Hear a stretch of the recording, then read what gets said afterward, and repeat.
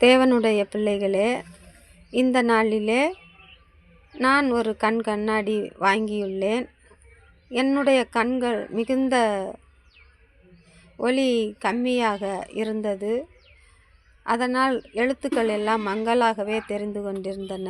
அதனால் இந்த நாளிலே நான் போய் ஒரு கண்ணாடி வாங்கி வந்து முதலாக என் கண்களில் அணிந்து ஆண்டவருடைய வசனங்களை வாசிக்க வேண்டும் என்று ஆசையுடன் வாசிக்கிறேன்.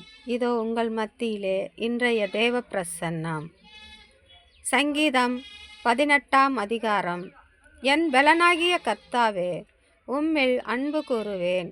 கர்த்தர் என் கன்மலையும் என் கோட்டையும் என் இரட்சகரும் என் தேவனும், நான் நம்பியிருக்கிற என் துருகமும் என் கேடகமும் என் இரட்சண்ய கொம்பும் என் உயர்ந்த அடைக்கலமுமாயிருக்கிறார்.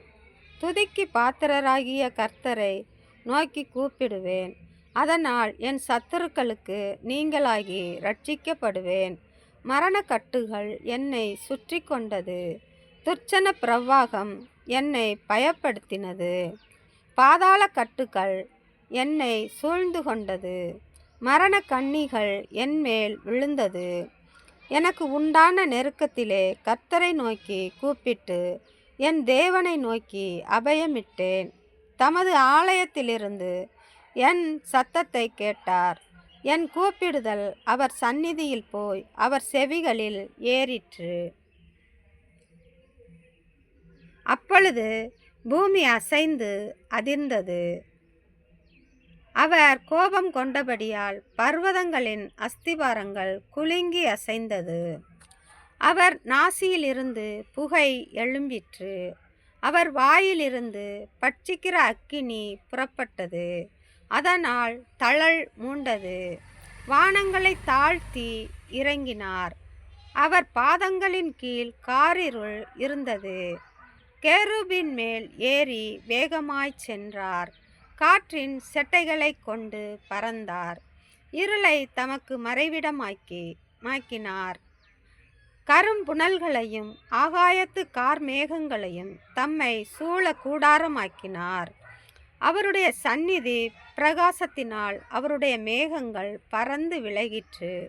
கல்மலையும் நெருப்பு தழலும் விழுந்தது. கர்த்தர் வானங்களிலே குமுறினார். உன்னதமானவர் தமது சத்தத்தை தொனிக்க பண்ணினார். கல்மழையும் நெருப்பு தழலும் விழுந்தது.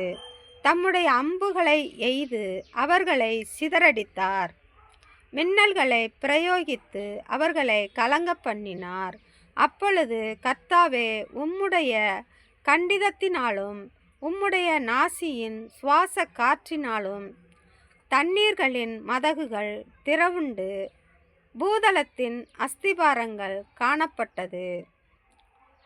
உயரத்திலிருந்து அவர் கை நீட்டி என்னை பிடித்து ஜலப்பிரவாகத்தில் இருக்கிற என்னை தூக்கிவிட்டார். என்னிலும் அதிக பலவான்களாயிருந்த என் பலத்த சத்துருவுக்கும் என்னை பகைக்கிறவர்களுக்கும் என்னை விடுவித்தார். என் ஆபத்து நாளில் எனக்கு எதிரிட்டு வந்தார்கள். கர்த்தரோ எனக்கு ஆதரவாய் இருந்தார். அவர் விசாலமான இடத்திலே என்னை கொண்டு வந்து என்மேல் பிரியமாய் இருந்தபடியால் என்னை தப்புவித்தார்.